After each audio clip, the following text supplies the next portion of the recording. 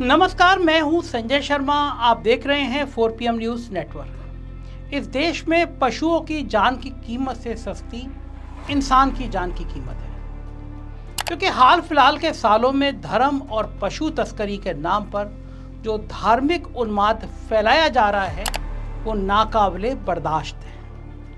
लेकिन इसका मतलब ये नहीं है कि आप पशु तस्करों के खिलाफ कार्रवाई ना करें, नरमी बरतें। बिल्कुल भी ऐसा नहीं।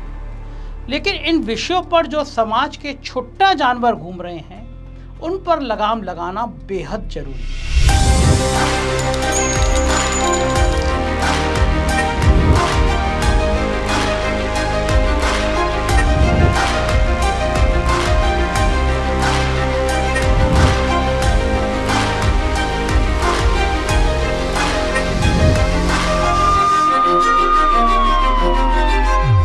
खासकर हरियाणा और राजस्थान जैसे राज्यों में पिछले 10 सालों में मासूमों की जान की बलि चढ़ाई गई है। इस मुद्दे पर भारतीय जनता पार्टी का हमेशा से सॉफ्ट कॉर्नर रहा है, क्योंकि इसके सहारे वो अपनी सियासत की खेती में वोटों की फसल लहलहाती चली आ रही है। भले इस खेती को मासूमों के खून से सींचा जा रहा हो, सरकार भले ही झूठा ढोंग रचती हो कि वो इन घटनाओं से आहत है, लेकिन इसे रोकने के लिए उसने आज तक कोई भी ठोस कदम नहीं उठाया। इसी का नतीजा रहा है कि हरियाणा और राजस्थान में बेबस और मासूम लोग बेकाबू भीड़ के हत्थे चढ़ गए। मोनू मनेसर जैसे उन्मादी लोगों को STF जैसी छूट अलग अलग राज्यों में दी गई है।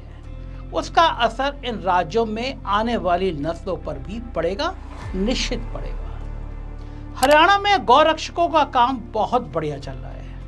वो मुस्लिम विरोधी नफरत का गढ़ बन गया है। राज्य के 2015 के गौरक्षक कानून ने NCR में गौरक्षकों की एक नई नस्ल तैयार कर दी है, हिंसक नस्ल तैयार कर दी है। मोनू मानेसर से लेकर बिट्टू बजरंगी और रॉकी राणा तक ये बाउंसर, बंदूक और SUV वाली जीवन शैली की आकांक्षा रखते हैं, जो उनके हिंदू धर्म के मजबूत ब्रांड का प्रतीक बन गया है। यहाँ कई लोग गर्व से दावा करते हैं कि जब भी कोई वाहन हिसार से गुजरता था तो वह हत्या के आरोपी मोनू मानेसर के साथ समन्वय करते थे, कोऑर्डिनेशन करते थे। ये पिछले सितंबर में मोनू की गिरफ्तारी को प्रशासन की विफलता बताते हैं। उनका तर्क है कि गौरक्षकों को खुद ये काम करना पड़ता है, क्योंकि पुलिस उसी तेजी से जवाब नहीं देती। हरियाणा अब असहाय रूप से अपने ही बनाए जाल में उलझा हुआ है। ये काफी हद तक उदासीन पुलिस, हिंदुत्व विचारधारा और आक्रामक निगरानी समूह के एक तेजी से बढ़ते स्वतंत्र उद्योग के बीच फंस गया है। राजमार्गों पर ये गौरक्षक गिरोह की तरह काम करते हैं, मुखबिरों का एक पूरा नेटवर्क चलाते हैं, बेतहाशा तेज गति से पीछा करते हैं और अक्सर धार्मिक कर्तव्य की आड़ में पैसे वसूलते हैं। पिछले 2 हफ्तों में ही 2 लोगों की हत्या कर दी गई है। चरखी दादरी में एक मुस्लिम मजदूर और फरीदाबाद में एक हिंदू किशोर की गलत पहचान के मामले में गौरक्षा के बहाने हत्या कर दी गई। अब हिंसा बढ़ने के साथ राज नियंत्रण हासिल करने के लिए हाथ पैर मार रहा है। ज्यादातर हिंदू गाय को पवित्र पशु मानते हैं और हिंदू बहुसंख्यक भारत के अधिकांश हिस्सों में गौ हत्या निषिद्ध है। मई 2015 से बीफ के खिलाफ निगरानी समूह के उग्र अभियान के कारण हिंसक भीड़ ने 7 अलग अलग घटनाओं में एक 12 साल के लड़के सहित कम से कम 10 मुसलमान लोगों की हत्या कर दी।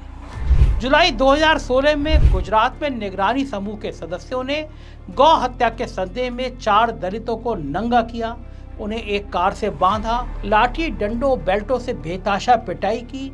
कई मामलों में हमलावरों ने पीड़ितों से नकदी और उनके फोन भी लूट लिए, उनकी संपत्ति को भी नुकसान पहुंचाया।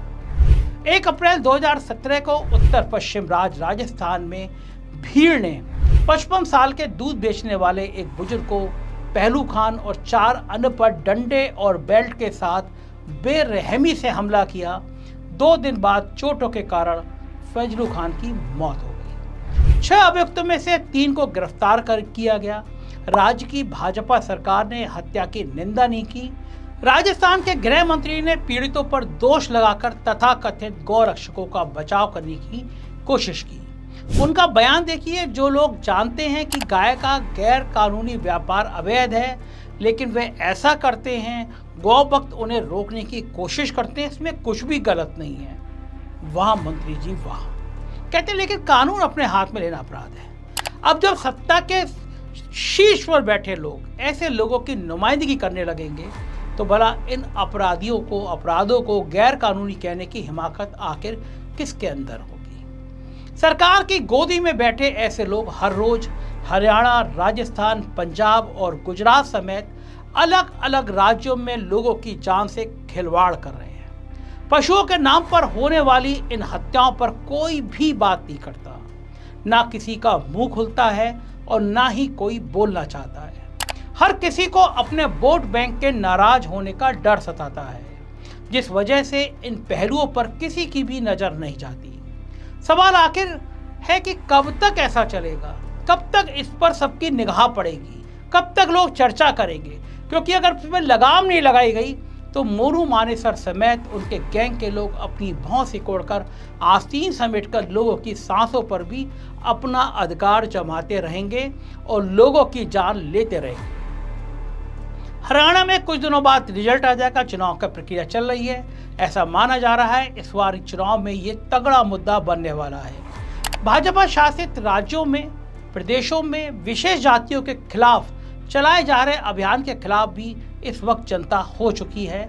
सबने मन बना लिया है कि इन हिंसा पर रोक लगाई जाए, क्योंकि ऐसे मौके पर मुझे राहत इंदौरी की शायरी याद आती है कि लगेगी आग तो आएंगे कई घर जद में, लगेगी आग तो आएंगे कई घर जद में, यहाँ पर केवल हमारा मकान थोड़ी है। पिछले महीने हुई एक घटना इस शायरी के लिए नजीर का काम करती है। हर बार विशेष धर्म को निशाना बनाते बनाते कब गौरक्षकों के दल ने एक हिंदू को निशाना बना लिया पता ही नहीं चला। इसे एक हादसे में गौरक्षक दलों की छवि पर राज्य में गहरा असर डाला है। यहाँ गौरक्षा की सेवा से जुड़े लोगों का भी मानना है कि इस एक हत्या से गौरक्षक दल की छवि धूमिल हुई है। हम बात कर रहे हैं आर्यन मिश्रा हत्याकांड की। इस हत्याकांड ने खूब सुर्खियां बटोरी। वह जुनैद या अखलाक नहीं था, नासिर या मुमताज भी नहीं था। हालांकि ऐसा होना कोई गुनाह नहीं है। उसका नाम आर्यन था, वो मिश्रा था, सिर्फ 19 साल का था, 12वीं कक्षा का विद्यार्थी था। सीधे 2 गोलियां उतारकर उसे मार दिया गया। किशोर आर्यन ना एक्टिविस्ट था, ना आंदोलनकारी। अपनी आयु के हिसाब से कुछ ज़्यादा ही वह धर्म में लीन था।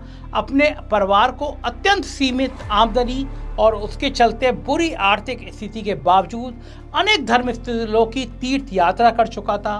पिछले 2 सालों से तो वो कावड़ भी ला रहा था।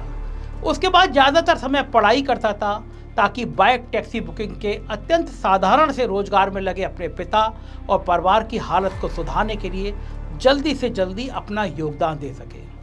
ये घटना दूर किसी गांव देहात में नहीं है, हरियाणा के पलवल और फरीदाबाद के बीच उस एनसीआर की है जहां से आवाज भर की दूरी पर मोदी और शाह बैठे हैं। उस प्रदेश की है जहां उन्हीं की पार्टी भाजपा की सरकार है और महीने भर में जहां विधानसभा के चुनाव के रिजल्ट आने वाले हैं।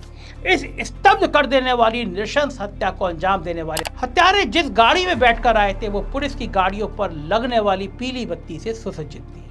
पुलिस इसे गलत पहचान, मिस्टेक आइडेंटिटी का मामला मानती है।